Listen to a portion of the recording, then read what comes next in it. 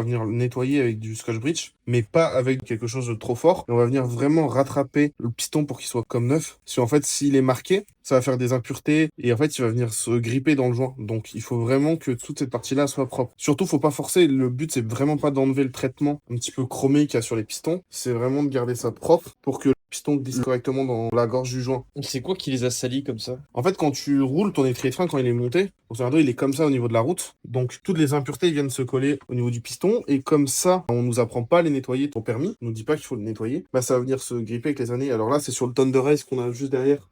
Vous l'avez déjà vu, on a fait le soupape dessus, la synchro, le kitchen et une belle révision. Mais en voulant faire la plaquette de France, on s'est rendu compte que c'est totalement grippé. Et du coup, l'idée, c'est de passer d'un piston comme ça à un piston comme ça, quoi. Et encore là, il a déjà été nettoyé. Donc, autant vous dire que c'était vraiment pas fameux. Ce qui est important, c'est de le nettoyer régulièrement. On peut mettre un petit coup de nettoyant frein de temps en temps. Acheter une petite bombe de nettoyant frein et mettre un coup au niveau de ses pistons. Demander à son mécano pendant l'entretien de le nettoyer. Et après, sinon, les gens qui nettoient leur moto au Karcher, ce qui va super bien, c'est de mettre un coup de nettoyant jante. Pourquoi le nettoyant jante? Le nettoyant jante, c'est un produit fait à la base pour enlever la poussière de frein. Du coup, ça vient se coller au niveau des pistons. Et donc, de mettre un petit coup de nettoyant jante, ça va vraiment faire du bien. Et après, on rince à l'eau, bien sûr, au Karcher. Pareil, on peut nettoyer une moto au Karcher, mais il faut juste pas se coller à 1 centimètre de la roue. On garde de la distance, on laisse les produits agir et on force pas. Et après, de temps en temps, c'est pas mauvais de demander à son mécano, par exemple, lors d'une révision, si il peut vous mettre un petit coup de nettoyage au niveau des étriers de frein. Nous, je sais que d'office, quand on fait les plaquettes, on nettoie les pistons. Mais des fois, il y a des motos où les pistons ressortent très peu. Donc, c'est pas forcément accessible. Faut pas hésiter à demander à son mécanicien de faire. En tout cas, nous, on le fait. Quand on fait un entretien sur une moto, si on voit que c'est un petit peu sale, on va mettre un petit coup de nettoyage rapidement et on va prévenir au client de faire attention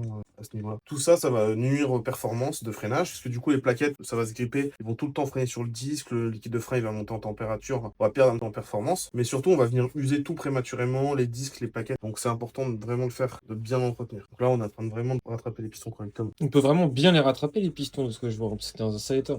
Là, on les a bien rattrapés parce que le traitement n'était pas attaqué, c'est-à-dire que c'était vraiment de la surface. Mais il y a des moments où on peut pas les rattraper. On a fait un Burman 650 la semaine dernière. Là, je viens de recevoir les pistons chez Suzuki parce que c'était pas rattrapable. Là, les pistons étaient tellement marqués qu'on pouvait rien faire. Ouais, il y a une différence entre encrassé et abîmé, en gros. C'est ça. Mais là, c'était vraiment fort encrassé. C'est pour ça qu'on a fait micro-biller les étriers à l'intérieur. Vous pouvez pas remonter comme ça, même en essayant de gratter à la main. Pas possible. Qu'est-ce qui s'est passé? Pourquoi ça fait ça? Au fond.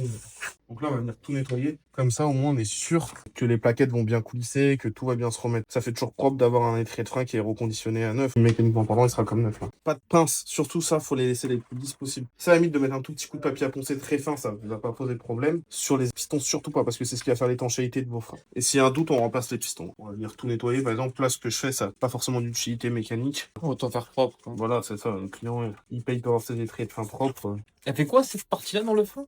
Là, ça va juste maintenir les plaquettes en place. Ça va éviter les vibrations,